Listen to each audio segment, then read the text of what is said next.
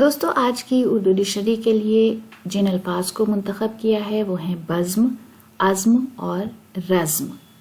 شروعات کرتے ہیں لفظ بزم سے۔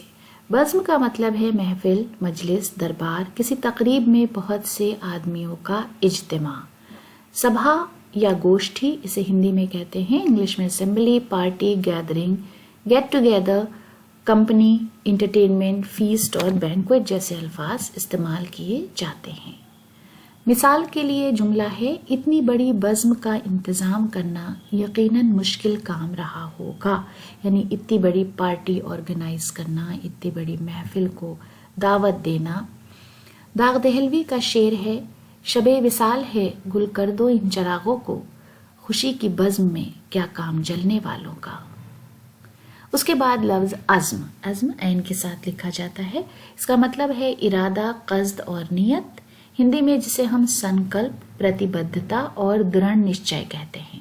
انگلش میں determination, resolution, intention, fixed purpose, bent اور ایم جیسے الفاظ اس کے لیے استعمال ہوتے ہیں۔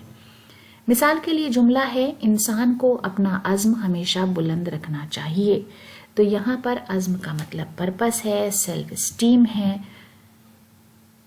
شکیل بدایونی کی ایک بہت مشہور غزل ہے، میرے ہم نفس میرے ہم نوا، مجھے دوست بن کر دغا نہ دے، اسی کا ایک شعر ہے، میرا عزم اتنا بلند ہے کہ پرائے شعلوں کا ڈر نہیں، مجھے خوف آتش گل سے ہے، یہ کہیں چمن کو جلا نہ دے۔ اس کے بعد لفظ رزم، رزم کا مطلب ہے جنگ، مارکا آرائی یا مارکا لڑائی، یدھ، سنگرام اور رن، وار، کامبیٹ اور بیٹل جیسے الفاظ اس کے لیے استعمال ہوتے ہیں۔ دنیا محبت سے رہنے کی جگہ ہے، اس کو رزم گاہ نہ بنائیں، یعنی لڑائی کا میدان یا لڑائی کی جگہ نہ بنائیں۔ گاہ کا مطلب ہے جگہ، رزم کا مطلب ہے لڑائی، تو یدھ چھیتر، لڑائی کا میدان نہ بنائیں۔ احمد فراز کی ایک غزل ہے، اس کا شعر ہے، بزم میں یاروں کی شمشیر کے جوہر دیکھو، رزم میں لیکن تلواروں کو میان میں رکھنا۔